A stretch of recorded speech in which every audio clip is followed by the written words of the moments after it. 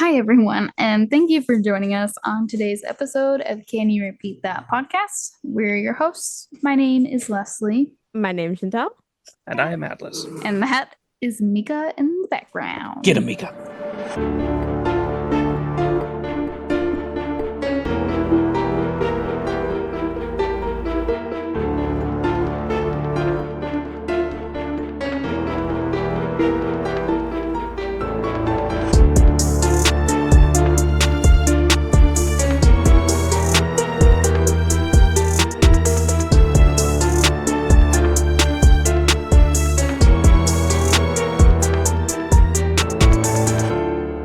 I don't want to take the toy away. Usually it's only like a few minute thing and then she's gone. Oh, she's just getting closer. I would take a video to send to y'all, but she's black and it is dark. It just sounds like she's punching a pillow, to be honest. Like, All you see is the Whack. yellow toy just like flinging around. You don't actually see her. I think she's done now. Okie dokie. Question for y'all. Have y'all ever been on a plane?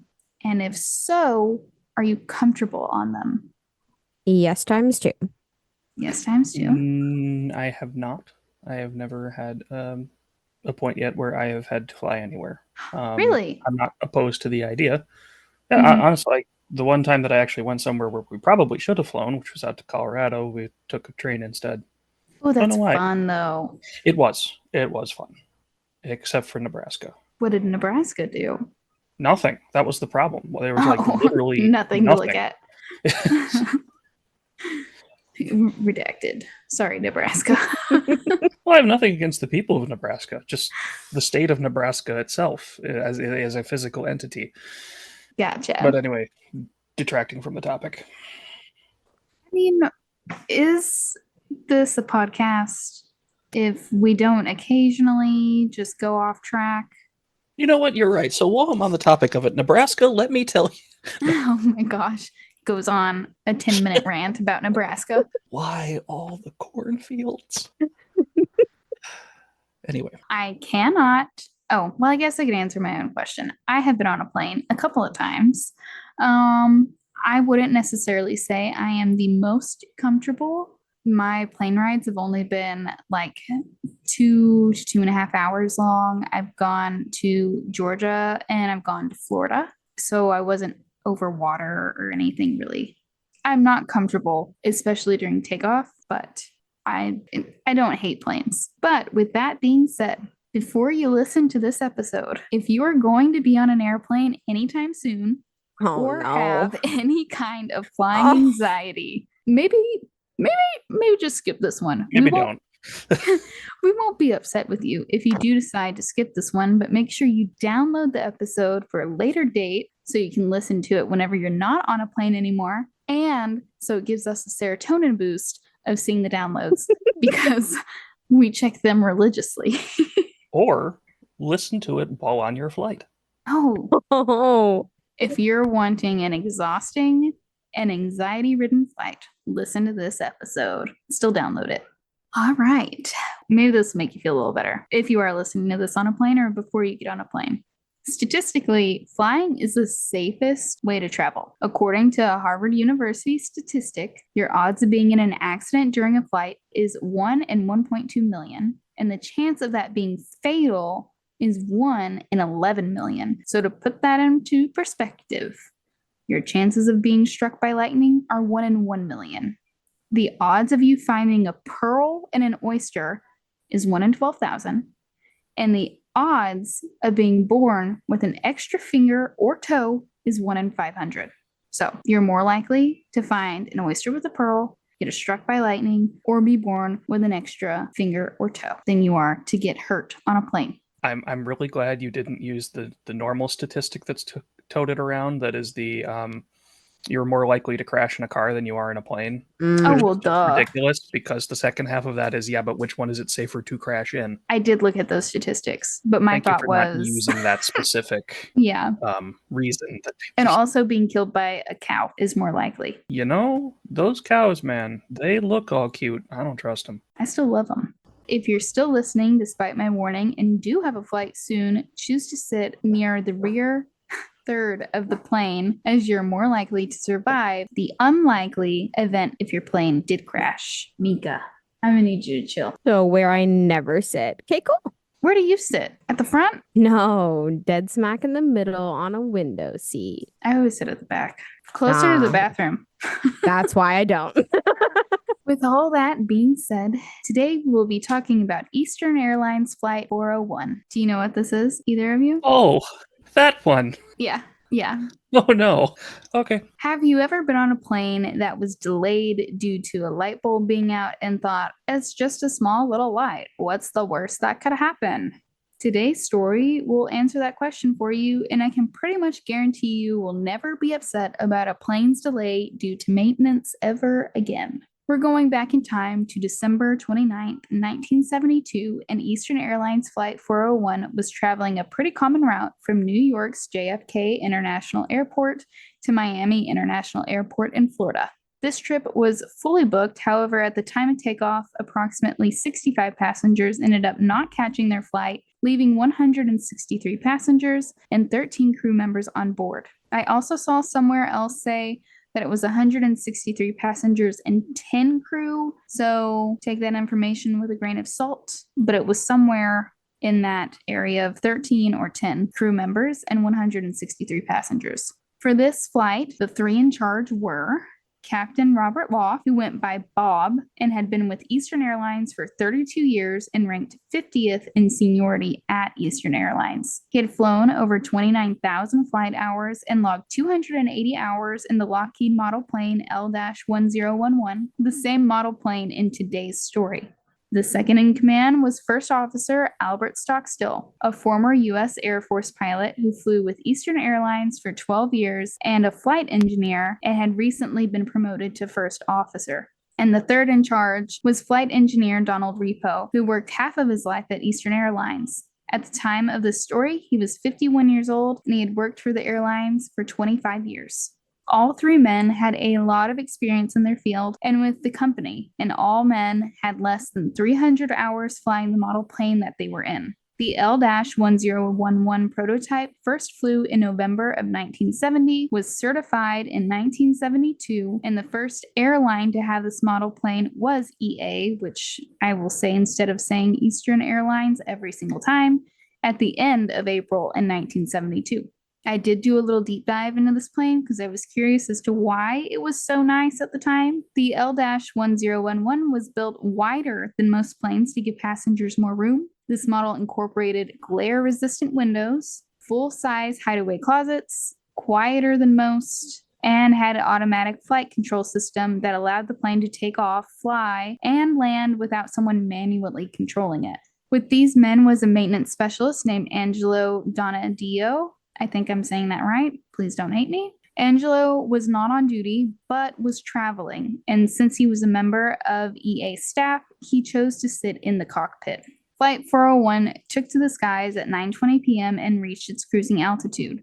Within a couple of hours, the plane was over Miami.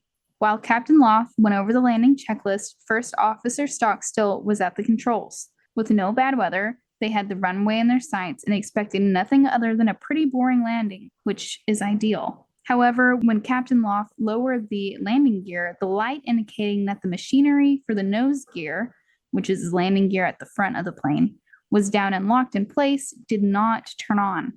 Without having the equipment locked in place, they risked... Mika, you're driving me crazy. They risked Mika. Yep. They risked Mika. Let me go shut this stupid gate thing. I love Mika. Same. While Les is away, thank you, listeners, for joining the Atlas Jazz Hour. All blues, all jazz, all the time. Well, I'm back, so Oh, welcome back. I had my headphones on. That was a really quick hour. Yes. Fastest hour in history. Okay, Mika. I will remember this insult. Let's see. Without having the equipment locked in place, they risked trying to land the gear folding back into the plane. Loft tried raising the gear that he wasn't sure was down or not and lowered it again, but unfortunately there was no change. The light they needed to see was not coming on. Captain Loft took a hold of the radio and said, quote, "Well, Tower, this is Eastern 401. It looks like we're going to have to circle. We don't have a light on our nose gear yet. The tower radioed back to Flight 401, instructing them to pull up and climb to 2,000 feet, well above where any other planes may be, and circle the airport until their problem was resolved. Maybe it was a coincidence or not, but at the same time, Flight 401 was having their issues with landing gear. Another flight from National Airlines Flight 607 was having issues with their landing gear as well that they weren't able to resolve. Because of this pre-existing issue with Flight 607, there was already emergency responders waiting for the possibility of landing issues, and the air traffic controller didn't give their full attention to Flight 401. Loft instructed Donald Repo to start their climb and to keep the gear what they thought could have been down until they knew what was going on. Don tested the lights in the cabin, and every light came on except the one indicating the nose gear was down and locked in place. Stockstill recommended the issue may be the light itself and suggested they, quote, jiggle the light. Repo stated that the light would need to, quote, come out a little bit and then snap in. Have you tried turning it off and back on again? That's basically what they did. Fun fact. They did what they considered a Christmas tree test or Christmas light test. I'm pretty sure it's Christmas tree test. I don't have this written down, so I'm going off memory. But it's whenever they turn off all the cabin lights, then turn them back on. Just a fun little word for it. Although Loft and Stockstill were fairly certain that the issue was with the light and not the gear, they didn't feel comfortable attempting to land until they knew without a doubt that the gear was down and locked in place. Once at the desired altitude, Loft responded to the air traffic controller that they had reached 2,000 and switched frequency to be able to speak with them easier. And so it's noted, their entire conversation is recorded. I'm not going to read it word for word, but I do summarize the majority of it, but it's very easily accessible if you Google EA Flight 401. There's a lot of flight lingo that I didn't quite understand and had to research to give a more clear picture of what they were being asked to do. But with that being said, I've never been an air traffic controller and I have never flown a plane. So if I mess this up a bit, please let us know via email or comments on our Instagram or Facebook. If we ever mess up anything, just let us know so we can correct it. Anyway, back to the story. The controller began giving instructions and advised Flight 401 to turn left and maintain their altitude. Once headed in the right direction, Loft advised Stockstill to turn on the advanced autopilot, which would maintain their altitude of 2,000 feet. Whenever the air traffic controller was ready to give new instructions, they could enter a new heading into the plane, which would allow the plane to steer itself in the right direction while they figured out the landing gear situation. With the plane now flying itself, the three pilots turned back to the problem at hand. Was the light broken or was the landing gear stuck?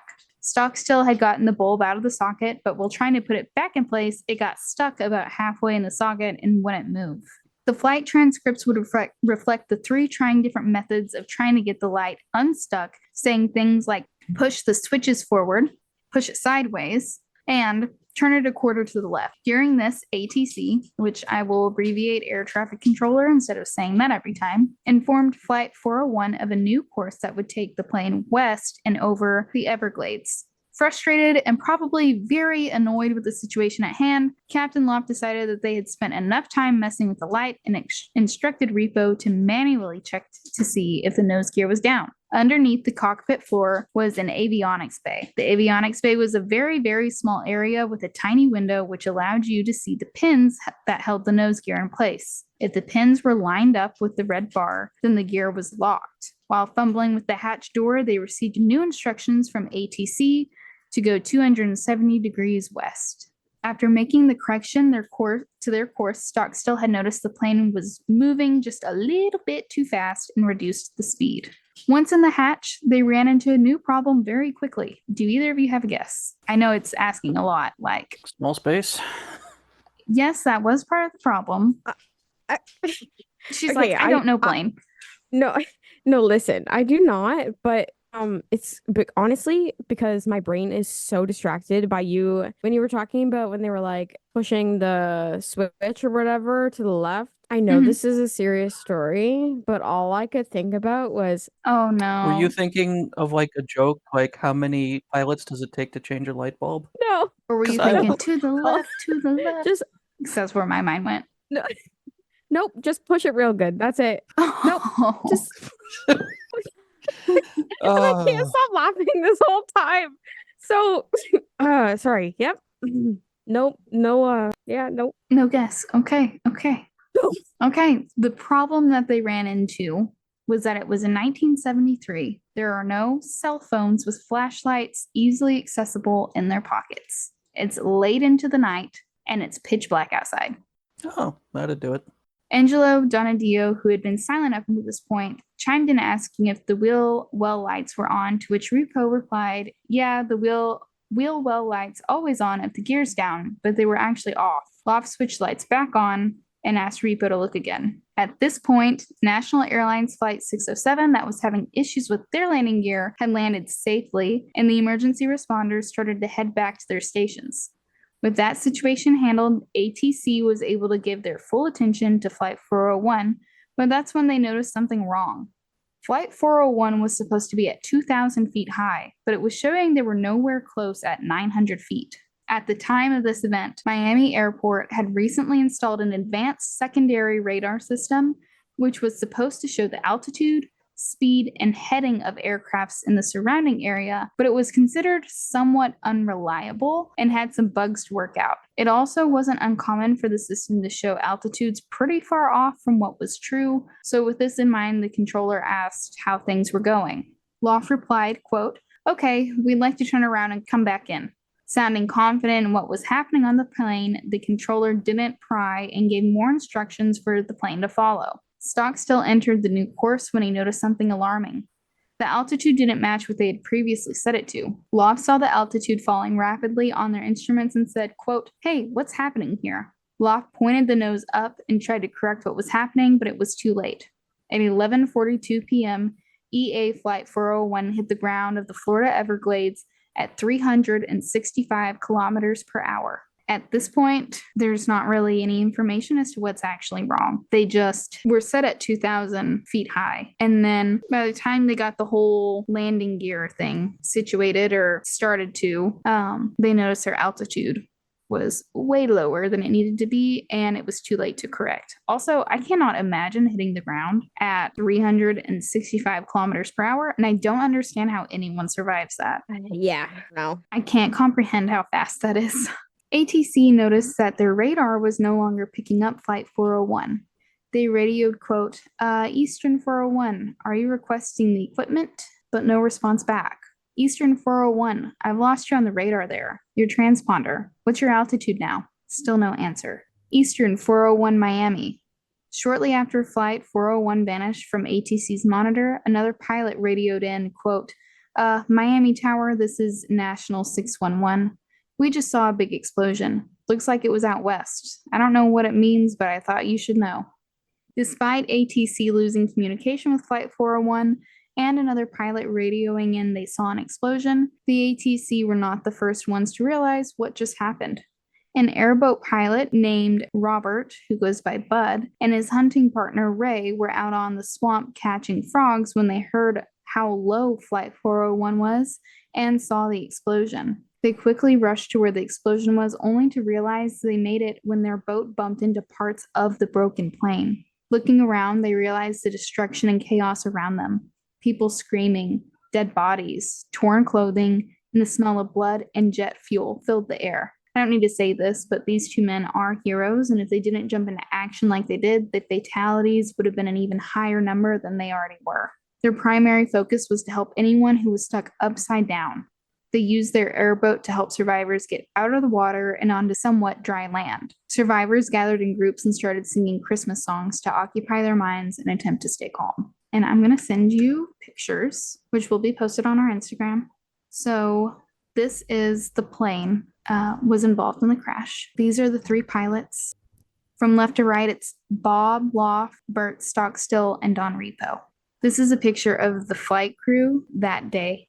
Sorry, I meant to send you some of these pictures as we went along and not just bombard them. This is a picture of Flight 401 a few hours before it took off, which was taken by a surviving passenger. This is the little, what did I call it earlier? The little thing that they went down to check the wheel. Oh, the little maintenance tunnel? Yeah. They call it the hellhole. I can see why. Mm-hmm. My claustrophobia is kind of going off just looking at that. Yeah. Mm-hmm. And this is what it looks like inside. Kind of crazy. Lots of things. I would be lost. Okay, well, little bit more space once you get down in still. Now, I'm going to send the sad photos. This is of the wreckage, and the initial impact area is on the left, and you can see the plane parts. It's hard to believe that anybody survived this. Jeez.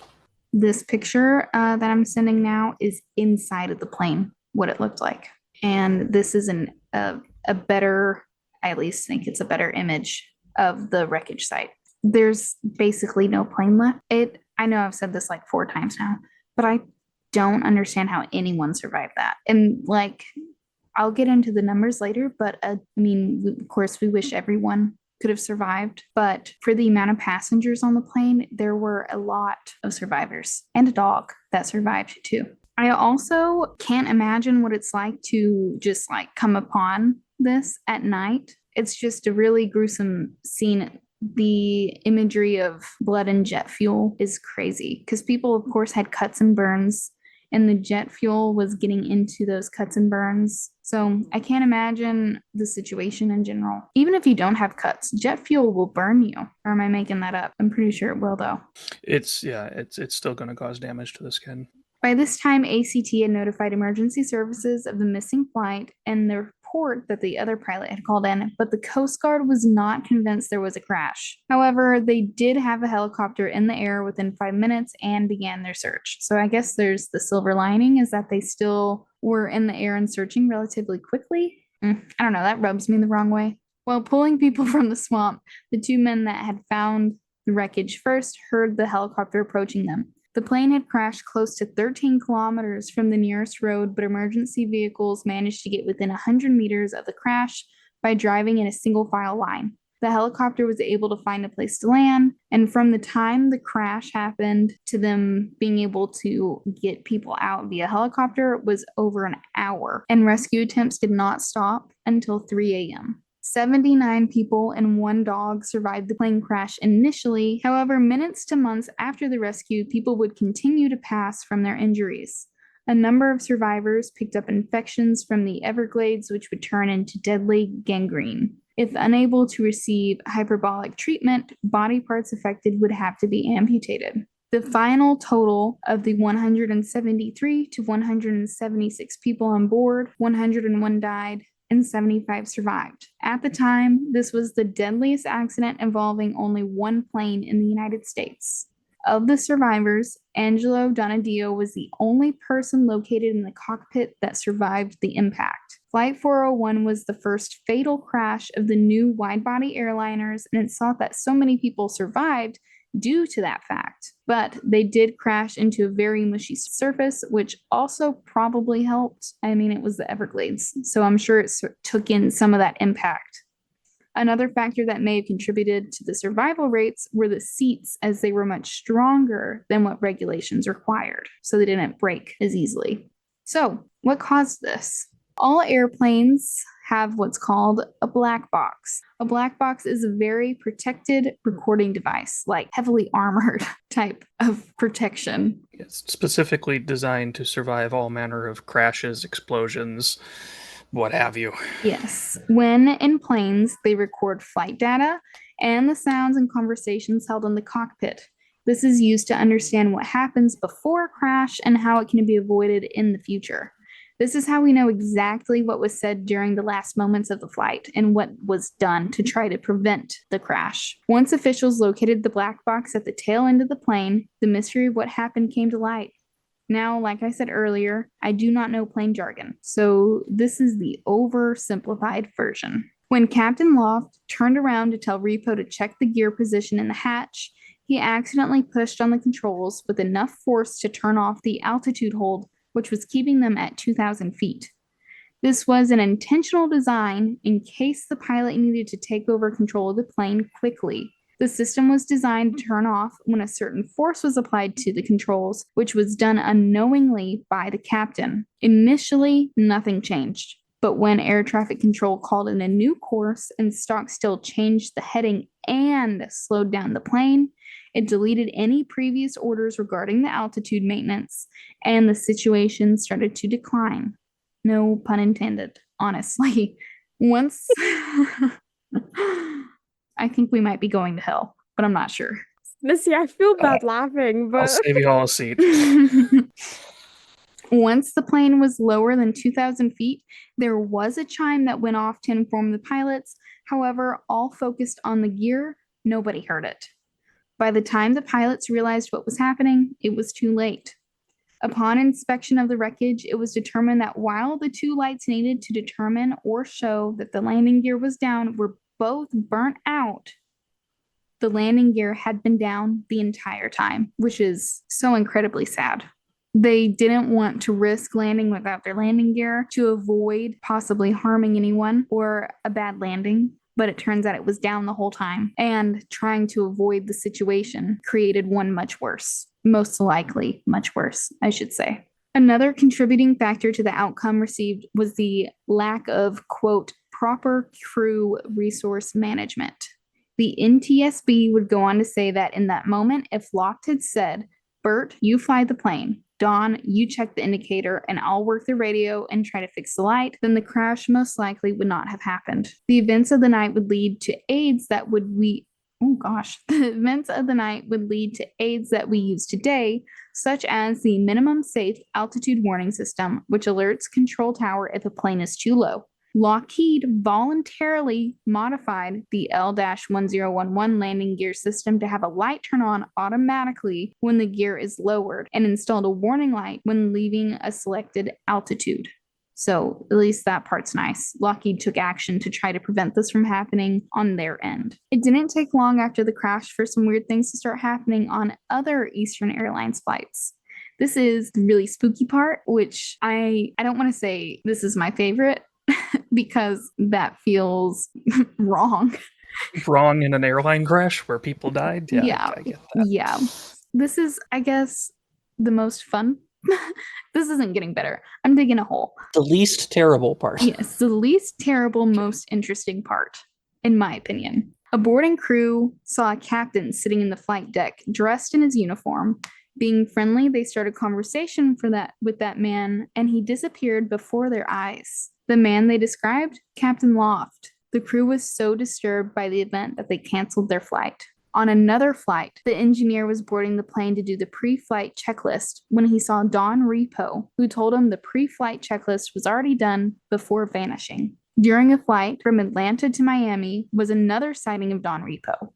The flight crew heard knocking coming from the avionics hold, the same place where they went to check the landing gear on Flight 401. This would actually terrify me. I'm just putting this out there. When they opened the hatch, they saw Don Repo staring back at them. No, thank you, Don. Yeah, nope. I'm okay without that. Get off my ship, Don. I'm all right with that not happening. Of all things to do, I feel like that's the most terrifying. Can you imagine you're on a flight, you hear knocking, you open up a hatch, there should be nobody there, and you just see a face staring at you, and then they disappear? I sure can't. I'd get off the plane. Honestly, I think I would too. Mid-air, parachute. While all three of those incidents are unsettling, perhaps the most startling experience was aboard a plane that was going from Mexico City to JFK. While doing flight attendant things, that's kind of funny. While doing flight attendant things, one of the crew saw Don Repo's reflection in a door and heard him tell her to, quote, beware of fire. Shortly after takeoff, one of the engines caught fire and they were forced to make an emergency landing. Thankfully, there were no injuries and the plane landed safely. They could either be a good or a bad omen, depending on, I guess, the status of the plane that they're appearing on. There were over 20 incidents reported of seeing Flight 401's crew on other Eastern Airlines flights, but in order to try and save the image of the company, the CEO of Eastern Airlines removed every ghost sighting from their logbooks and made a statement which said the sightings were, quote, garbage in 1980. In 1977, EA public relations rep also said that the ghost stories were false and that there were no hidden or altered flight logs, which peeves me off. I feel like we were robbed. I mean, to a degree, also, in the survivors and the families of the non-survivors, I might take offense. I do remember hearing that while Eastern Airlines didn't do anything about like books and movies that were released about the ghosts, that Loft's widow and children did.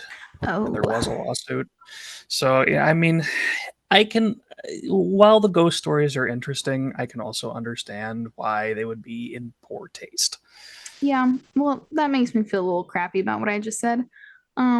But yeah, We've all been there today on this episode, I think. redacted. Thinking that the recycled parts of Flight 401, which is a crazy sentence to me, I just want to put that out there. They took parts of the crashed plane and recycled them to fix other planes. Oh, okay. Nope. That's why you had ghosts aboard. And I know that's in a direct contradiction to what I just said about it being in poor taste, but nope. Yeah. So, thinking that the recycled parts of Flight 401 that was used for other flights were the reason behind the sightings, EA removed all parts that came from Flight 401 off of other planes. Apparently, there had been no sighting of the crew from Flight 401 since 1974, and in 1991, Eastern Airlines went out of business. Wait a minute. So they made this whole big stink about how, like, that's all garbage. It's not real. Hey, Terry, remove all the old 401 parts from everything else. Exactly. Okay. So, the next time anyone out there is upset due to a flight delay for maintenance, just remember this story and how a burnt out light bulb cost 76 people their lives. Do we want people to think of that if they're going on flights? No, but Okay. so this is very, very interesting. And I'm so happy I did not hear this story before my flight. In 2021, I had to go to Florida for a work thing. And me and Cheston got on the plane and they were about to pull out of the dock thing. Again, I don't know flight stuff. I've only ever been on 2 planes, so forgive me. But they were about to pull away from the dock thingy and they stopped and they came on the announcements and they said that there's a delay due to maintenance. And I was like, that's terrifying. I don't want to hear that before we're about to leave. And a few minutes go by and I think it was the captain or one of the people in the cockpit in charge came out and said that it's nothing crazy. It was just a light bulb that had burnt out. And I remember thinking, wow, all of this mess, a 45-minute delay for a light bulb. After we came home, like 2 weeks later, I heard this story for the first time. I have never been so grateful for a 45-minute delay. Kind of crazy, the timing on that. That's kind of wild. Yeah, I sent the episode because I listened to it.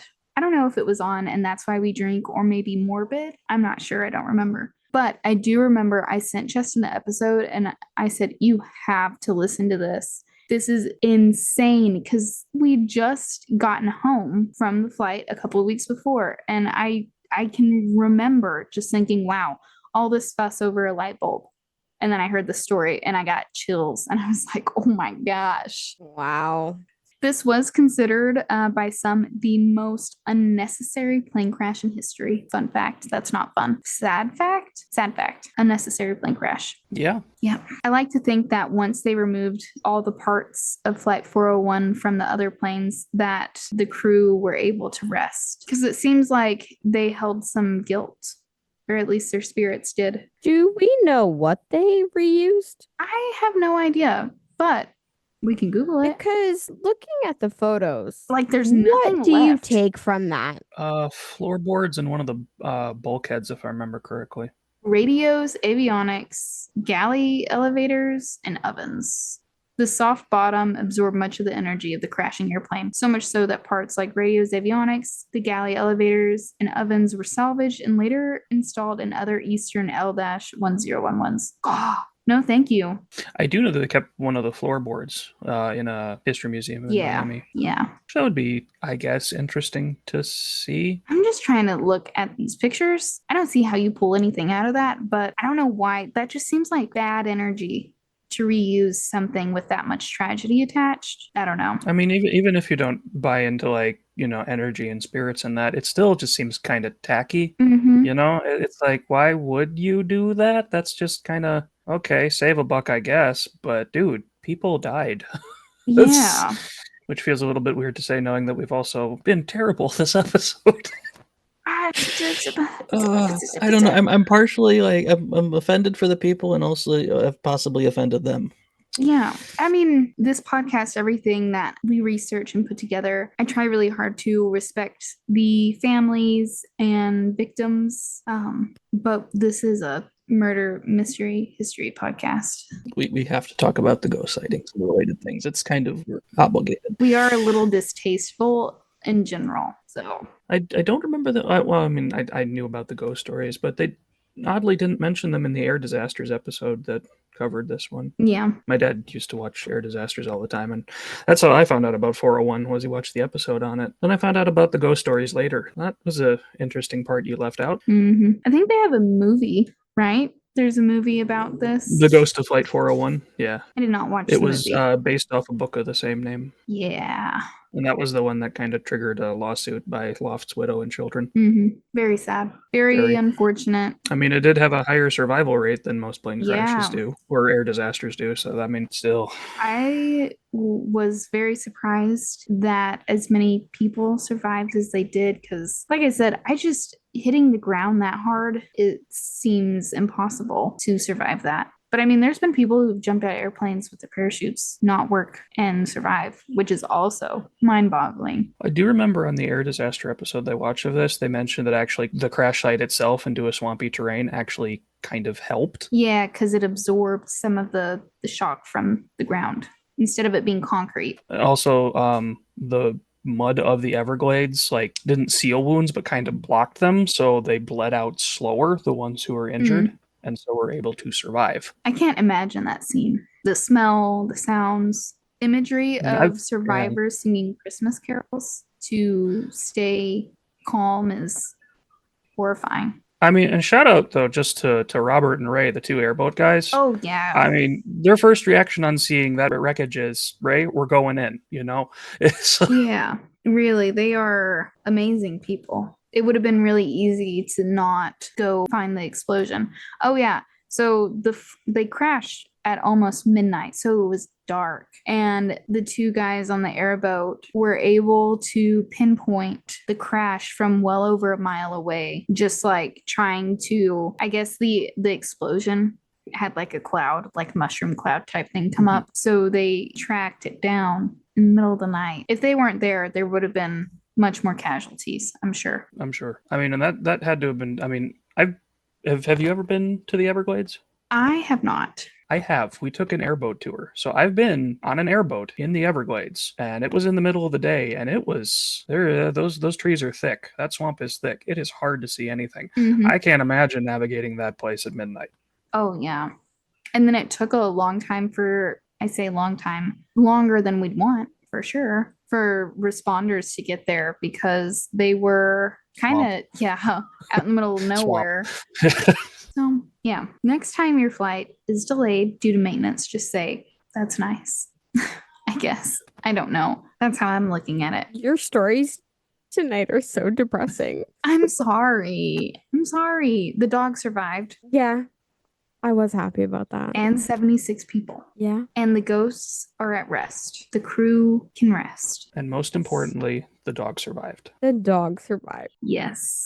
They do have memorials for this and everything, which I looked it up. A different memorial kept popping up. I'm not exactly sure what that one was about, and there's been many safety things that have come from this crash. So although unfortunate, at least there has been changes made to prevent this from happening again.